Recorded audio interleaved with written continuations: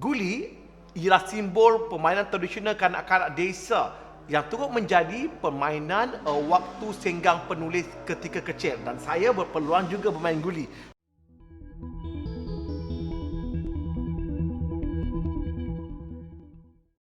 Hai, bulan ini Buka Buku akan selalu menghidangkan genre memoir atau biografi sempena bulan-bulan selepas bulan kemerdekaan menjelang 16 September.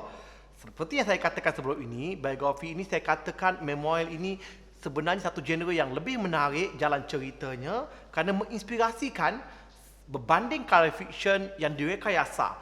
Jika di Jepun, genre ini bukan terhad kepada tokoh-tokoh besar dan ternama. Sebaliknya, orang awam seperti pemandu teksi dan tukang sapu mempunyai memoir mereka sendiri yang disebut dalam genre jibunshi.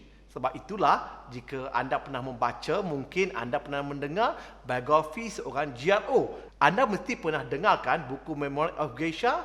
Ya, sebenarnya bukan satu naskah saja, lebih daripada itu tentang seorang geisha. Iaitu ada juga buku seperti Geisha of Gion dan juga Autobiography of a Geisha. Sebenarnya banyak lagi. Jadi hari ini saya hendak membuka buku memoir seorang pendidik dan ahli akademik. Walaupun penulisnya bukanlah nama besar dalam tokoh pendidikan seperti biografi Aminuddin Baki, biografi Tan Sri Ainuddin Wahid atau biografi Dr. Syed Hussein Ali atau memoir Prof. Ko K. Kim, tetapi jalan hidup beliau tetap menarik untuk dicermati oleh generasi muda hari ini.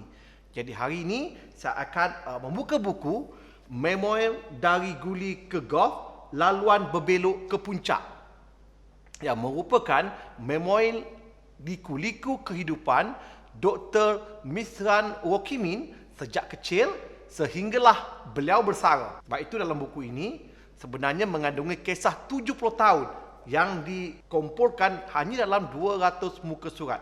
Melalui memoir ini, saya dapat mengenali kampung sedang belanja Kiwi di Parit Perak, di mana penulis dibesarkan oleh seorang ibu tunggal dengan 5 orang anak. Kisah ayah penulis juga dikenali hanya 8 bulan sebelum meninggal, dan ayahnya berasal daripada Pancitan, Jawa Timur, Indonesia, dan datang ke Malaysia mengikut datuknya yang menjadi antara peneroka awal 7 buah keluarga Jawa di kampung tersebut.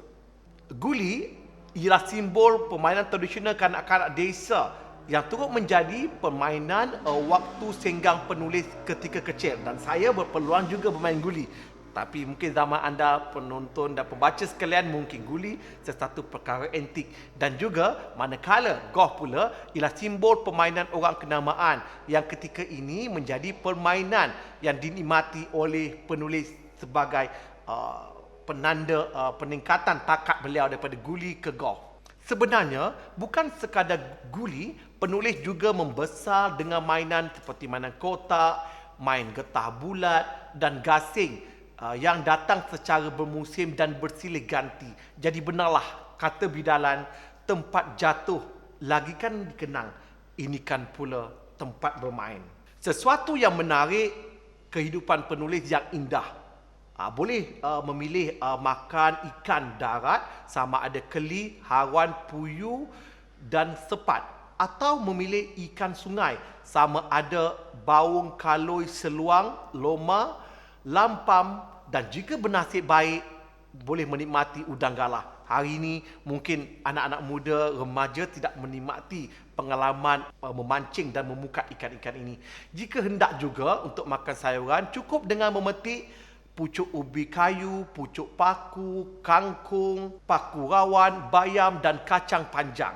Dalam buku ini juga penulis mendedikasikan tentang ibunya yang mementingkan pendidikan sehingga abangnya Basir dihantar belajar hingga ke Deoband University di Uttar Pradesh, India dengan kapal laut SS Rajula yang mendarat di Pulau Pinang.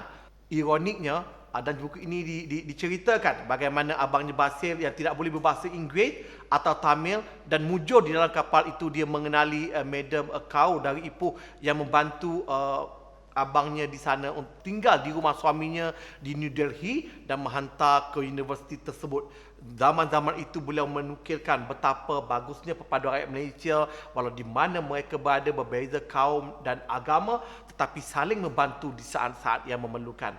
Kisah yang saya rasa juga sangat mengesankan apabila Dr. Miswan menceritakan tentang apabila beliau begitu teruja dan ibunya apabila beliau mendapat peluang belajar di sebuah sekolah agama, sekolah Izzuddin Shah, lebih kurang 15 km dari Bandar Ipoh.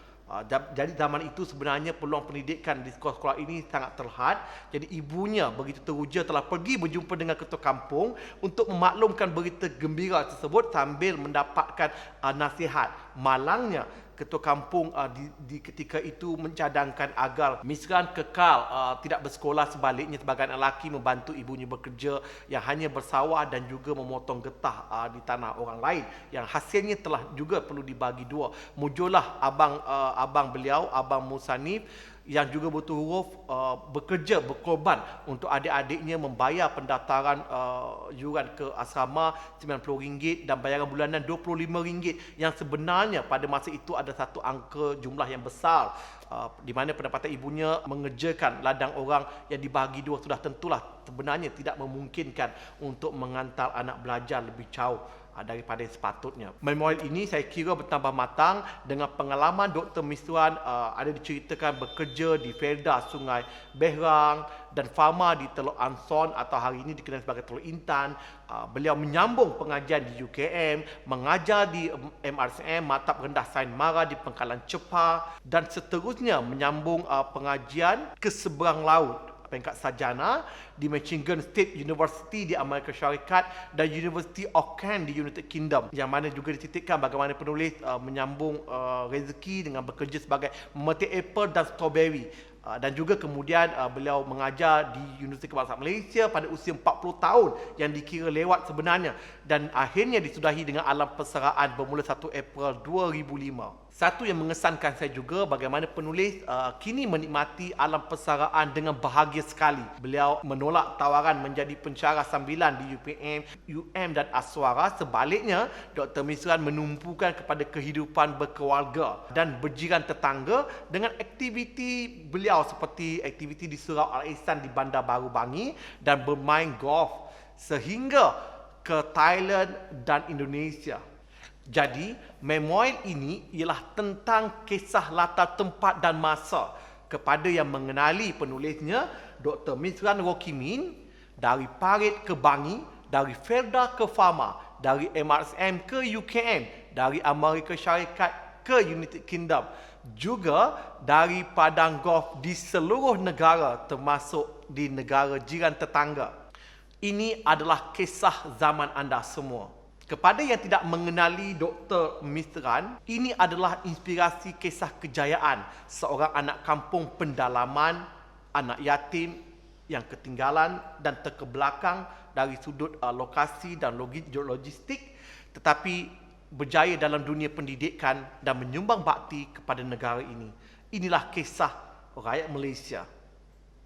Hai, jika anda suka untuk perkongsian kami di H+, pastikan anda like, suka, share dan kongsikan di semua laman sosial anda untuk anda berkongsi dapatan dan maklumat ini dengan rakan-rakan anda yang lain. Hanya di H+.